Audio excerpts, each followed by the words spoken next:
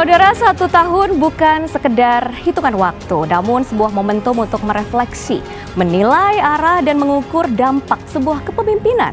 Memasuki tahun pertama Aceh Barat Daya dengan visi arah baru Abdia Maju, menekankan masyarakat religius, produktif, mandiri, terampil, inovatif, dan sejahtera secara ekonomi. Berbagai langkah telah dilakukan mulai dari penataan birokrasi, penguatan infrastruktur hingga pemberdayaan ekonomi dan layanan dasar. Lantas, apa saja ya capaian yang sudah terlihat dan tantangan apa lagi yang paling berat dihadapi? Kita akan bahas lebih dalam selama 30 menit ke depan bersama saya Widi Dwinanda dalam Zona Inspirasi.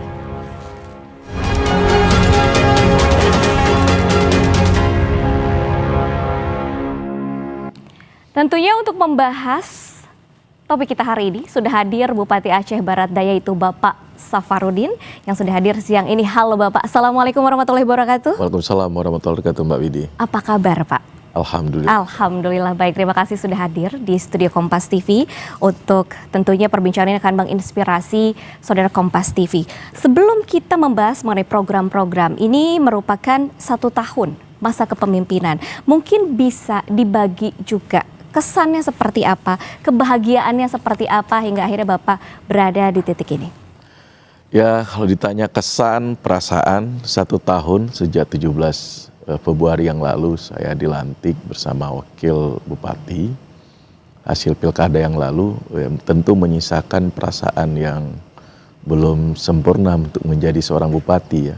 Waktu yang sangat mepet, di samping itu juga saya belum menemukan bagaimana rasanya menjadi pemimpin yang betul mewakili terhadap aspirasi dan harapan masyarakat itu sendiri. Jadi tentunya kalau bicara perasaan dan kesan saya belum merasakan nih, untuk jadi bupati sesungguhnya saat ini.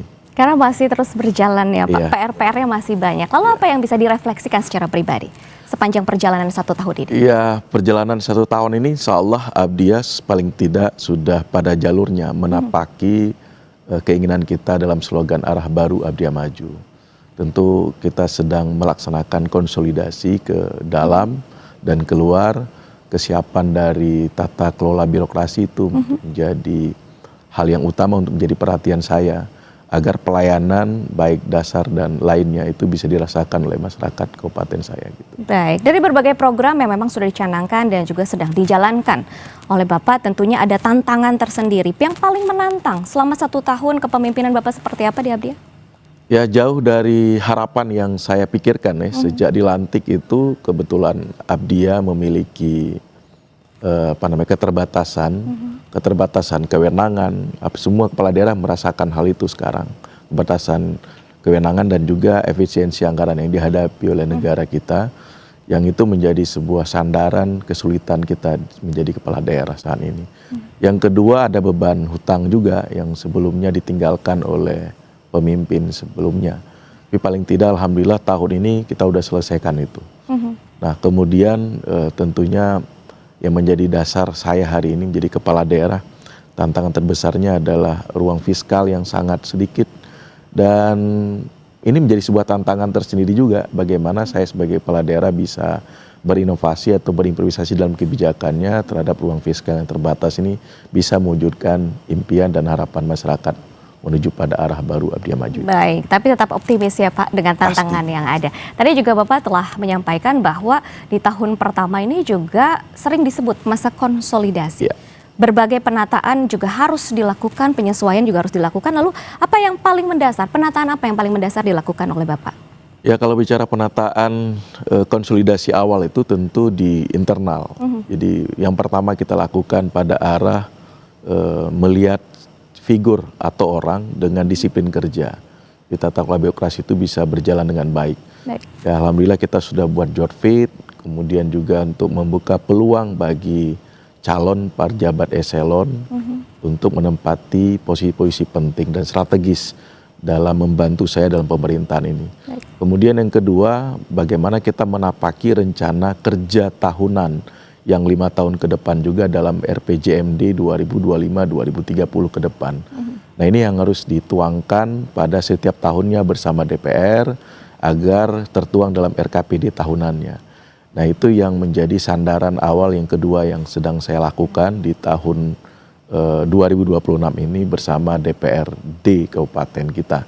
Nah, kemudian yang terakhir konsolidasi akhirnya kita juga harus akui bahwa pilkada itu membuahkan hasil yang sebahagian masyarakat yang tidak memilih kita pada saat itu posisi yang kurang baik. Nah, itu yang sedang kita konsolidasi agar tidak ada lagi dikotomi pilkada yang terbelah. Di bagaimana pemimpin itu harus dirasakan bukan hanya bagi yang mereka memilih atau juga yang tidak memilih. Saya pikir harus menjadi milik dari masyarakat seutuhnya, keseluruhan masyarakat Aceh Barat Daya.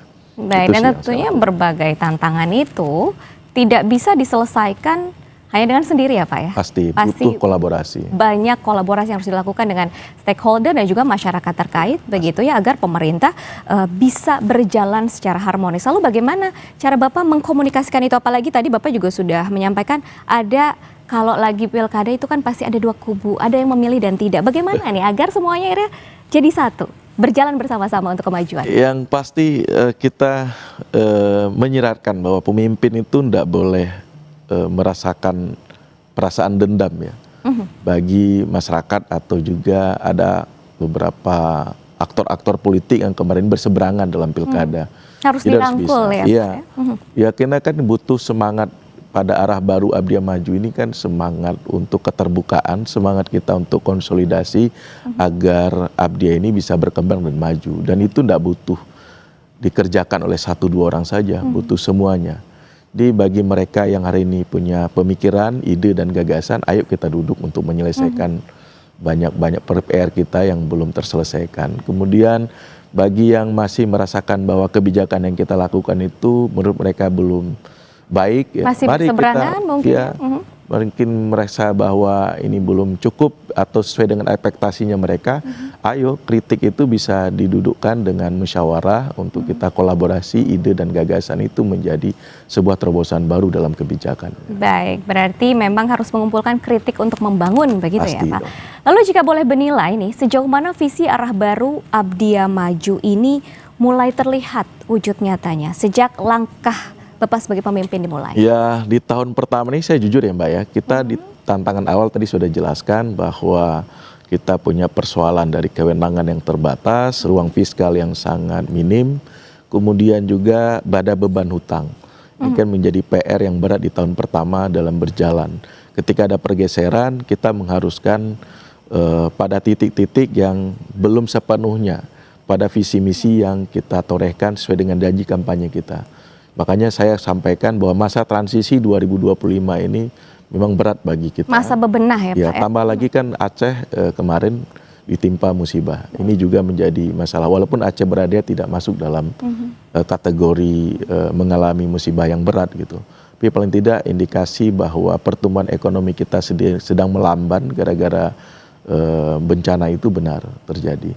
Ya setidaknya saya punya rasa optimisme bersama DPR ketika kesepakatan APBD-nya itu menuangkan visi misi itu di tahun pertama ini, di tahun kedua ini bisa berjalan sesuai dengan harapan masyarakat itu sendiri. Baik, masih banyak yang bisa kita gali dari Pak Safruddin di sini. Siap. Dan tentunya menginspirasi terutama mengenai laporan kerja dan capaian nyata apa saja yang sudah dicapai selama 1 tahun masa kepemimpinan ini. Namun kita harus jeda sejenak ya Pak, jangan kemana-mana, tetaplah bersama kami dalam Zona Inspirasi.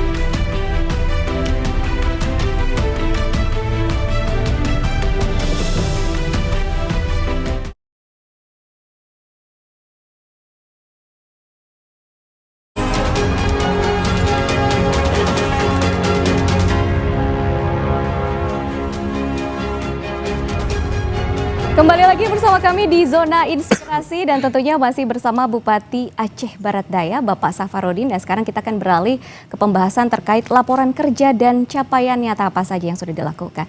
Kita mulai dari sektor infrastruktur dulu ya Pak. Ya, proyek apa saja yang paling dirasakan sejauh ini selama 1 tahun ini dimanfaatkan oleh masyarakat? Di tahun pertama ini kan kegiatannya kan banyak yang sudah disepakati bersama dengan pemimpin sebelumnya. Jadi kita hanya meneruskan saja. Jadi banyak jalan dan kegiatan-kegiatan irigasi teknis yang menopang dari para sektor pertanian itu sendiri. Itu yang sedang berlangsung dan sudah mulai dirasakan oleh masyarakat di sektor pertanian. Di sektor nelayan alhamdulillahnya kita dapat pembangunan Kampung Nelayan Merah Putih. Baik. Dan itu alhamdulillah sudah selesai dibangun dan tahun ini mungkin pada perencanaan kita untuk melakukan tindak lanjut dari kegiatan koperasi nelayan Merah Putih itu sendiri. Kemudian yang kedua juga kita juga sudah mengurai persoalan pembangunan yang terkendala di pemerintahan sebelumnya. Seperti mall pelayanan publik dan ini sudah masuk tahun kedua pembangunannya, mungkin tahun depan insya Allah sudah selesai dan itu menjadi sebuah bagian dari tata kelola birokrasi yang bisa terbantu untuk melayani masyarakat secara terpadu. Kemudian mengurai persoalan yang dari 2018 pembangunan pasar modern. Nah itu rencana saya tata kelola perkotaan kita yang masih caruk maruk. Nah itu bisa terpisahkan dengan pembangunan pasar modern. Nah pasar modern ini kan sendiri itu 2018 mangkrak dengan menggunakan anggaran DOKA, Dana Otonomi Khususnya Aceh. Dan hari ini sudah terurai, kita sudah lakukan uji strukturnya kembali dan mulai kita tapaki agar pembangunannya bisa dilakukan di tahun ini. Dan insya Allah tahun depan bisa dirasakan oleh masyarakat sendiri. Sehingga nanti pasar tradisional yang ada di kota kita itu bisa terurai dengan hadirnya pasar modern dan terintegrasi dengan jalan atau jembatan yang nanti juga akan kita bangun untuk tahun yang akan datang. Saya pikir itu salah satu menjadi yang PR yang paling dirasakan nanti oleh masyarakat Aceh Barat Daya. Baik, kalau kita beralih ke ekonomi rakyat, ini tentunya ada strategi yang harus dilakukan dalam menggerakkan ekonomi rakyat khususnya untuk menaikkan tingkat ataupun nilai UMKM dan juga sektor berbasis sumber daya lokal. Strategi seperti apa yang sedang atau yang sudah dilakukan? Ya, awal pemerintahan saya, kebijakan yang saya lakukan adalah melakukan peraturan bupati, di mana para pelaku UMKM ini mendapatkan tempat. Kita boleh mengizinkan perusahaan wiralaba atau retail nasional, itu yang sebelumnya tidak ada di Abdi itu sudah ada. Tapi kita batasi jaraknya itu tidak mengganggu dari pertumbuhan ekonomi dari kios-kios atau pedagang kaki lima. Yang kemudian mereka juga harus memberikan space 30%-nya bagi para pelaku UMKM. Sehingga produk UMKM kita itu akan naik kelas dengan sendirinya. Itu satu harapan. Yang kedua, membuka lapangan pekerja. Jadi pekerjanya itu wajib orang lokal. Jadi mulai dari security-nya sampai pelayannya dan lain-lain itu wajib orang menyerap tenaga daerah. kerja. Kemudian yang ketiga, kita sedang melakukan agar APBD-nya dimiliki dan dinikmati oleh masyarakat Abdia. Jadi uang itu harus berputarnya di daerah, tidak boleh keluar. Itu yang sedang saya lakukan dan di tahun awal itu saya betul-betul concern ngajak teman-teman OPD itu mengisyaratkan kepada mereka bahwa uang kita ini jangan terlalu banyak keluar kecuali harus belanja. Berputar bersama kita juga. Dengan belanjanya berputar, ekonomi akan bertumbuh, lapangan pekerjaan pasti akan terbuka, kemudian juga akan mengurangi dan mengurai penganggurannya juga. Saya pikir itu. Baik, dan yang tidak kalah penting adalah bidang pendidikan dan juga kesehatan. Program apa yang sudah dilakukan, yang sedang berjalan, dan apa perbedaan signifikan ketika program itu sudah dijalankan? Ya, alhamdulillahnya pendidikan hari ini sudah mendapatkan program nasional revitalisasi sekolah. Banyak sekolah yang kemarin kita mendapatkan bantuan dari Kementerian Pendidikan, Dasar dan Menengah, dan itu sudah dirasakan oleh sekolah-sekolah. Kemudian juga mendapatkan bahan ajar yang sesuai dengan standar nasional, kemudian guru-guru juga mendapatkan bekal. Dan saya kemarin membuat program satu lagi, Pekan Kreativitas Pendidikan Aceh Barat Daya. Dan itu belum pernah dilakukan oleh daerah manapun di Aceh. Dan saya lakukan, dan tahun ini yang kedua, dan mungkin agak lebih paripurna terhadap evaluasi yang sudah kita lakukan di tahun sebelumnya.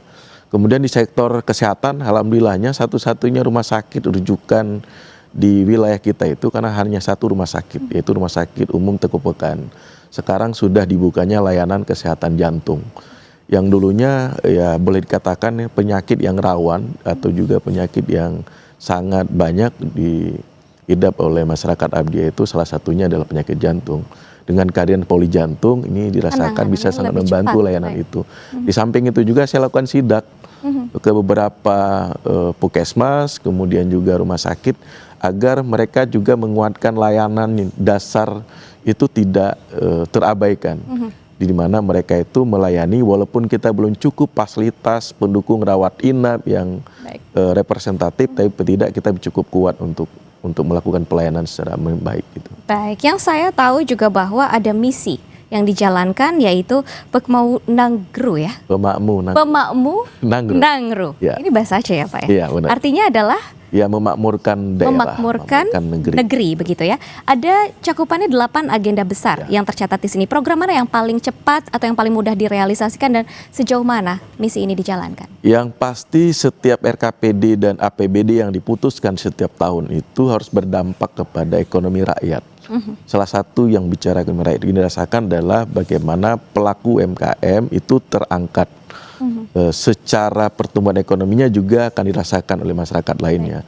Yang kedua infrastruktur terutama sekali. Infrastruktur ini harus menjadi harapan fondasi dan integrasinya harus ada dengan konektivitas yang lain, program-program yang lain gitu. Saya pikir itu.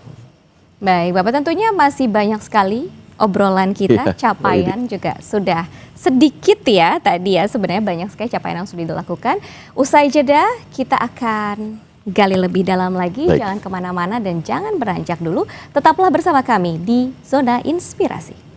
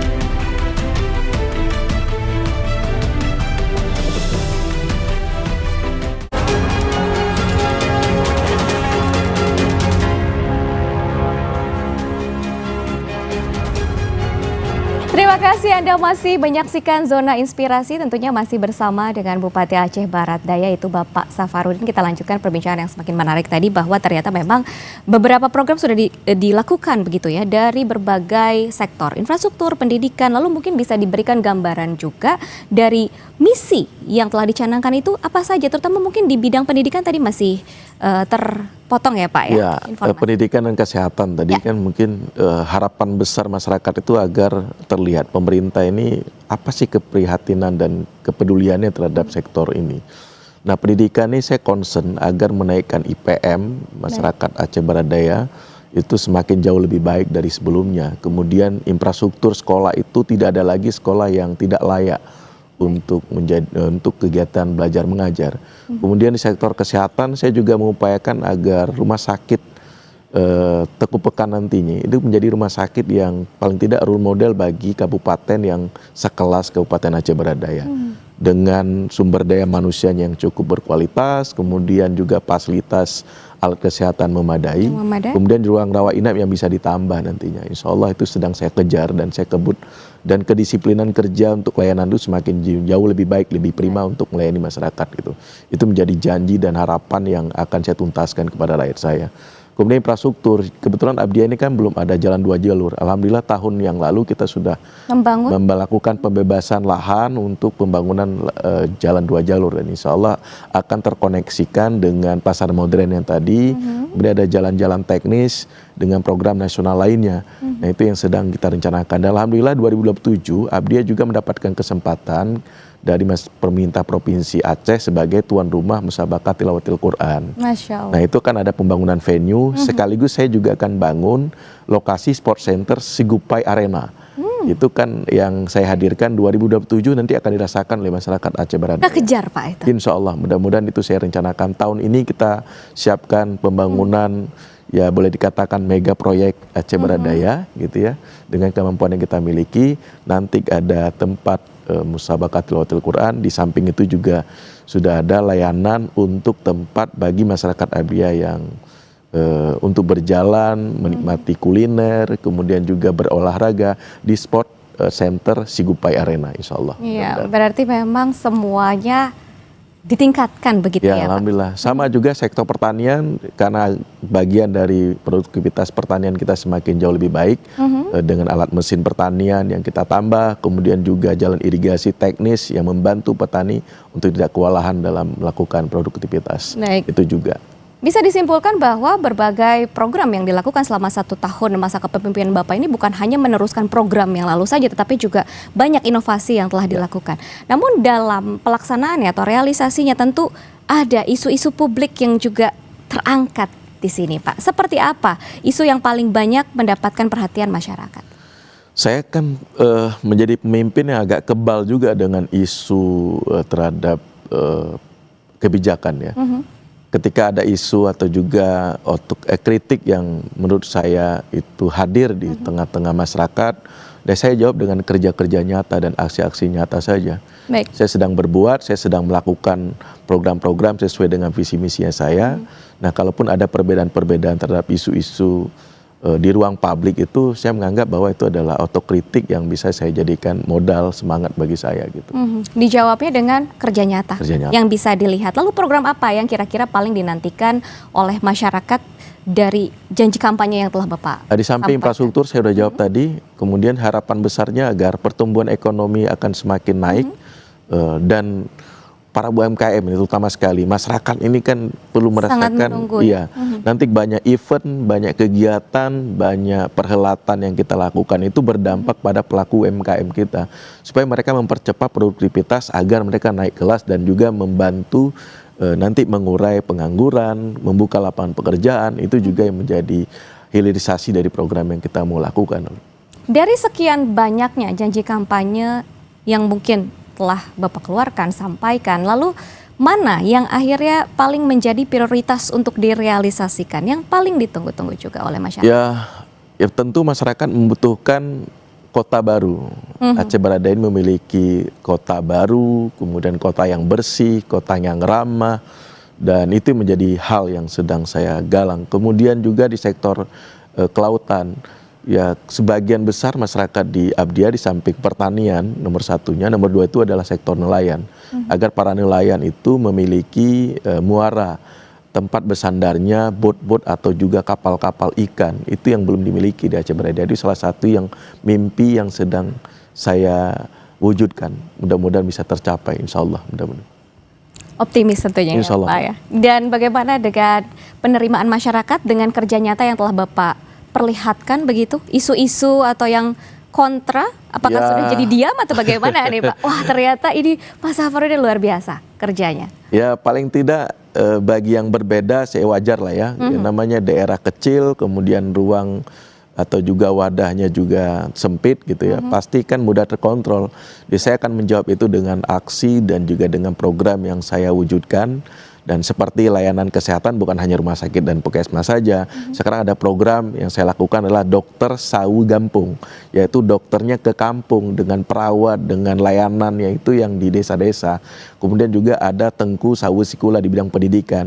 Ada tengku-tengku atau alim ulama kita yang kita libatkan untuk melakukan pendidikan di sekolah-sekolah umum untuk mendapatkan tambahan ilmu agama di sekolah-sekolah. Itu juga menjadi program prioritas saya dan itu sedang berjalan insya Allah di tahun sedang berjalan di tahun ini. Lalu terakhir nih Pak, apa pesan pribadi Bapak untuk masyarakat Abdia agar pembangunan bisa berjalan bersama-sama? Karena seperti yang sudah disampaikan bahwa semua program akan percuma kalau cuma kerja sendiri nggak akan berjalan begitu. Harus ada kolaborasi. Yang pasti saya hampir sama ya sikap saya dengan Pak Presiden Prabowo Subianto sebagai inspirasi saya dalam memimpin.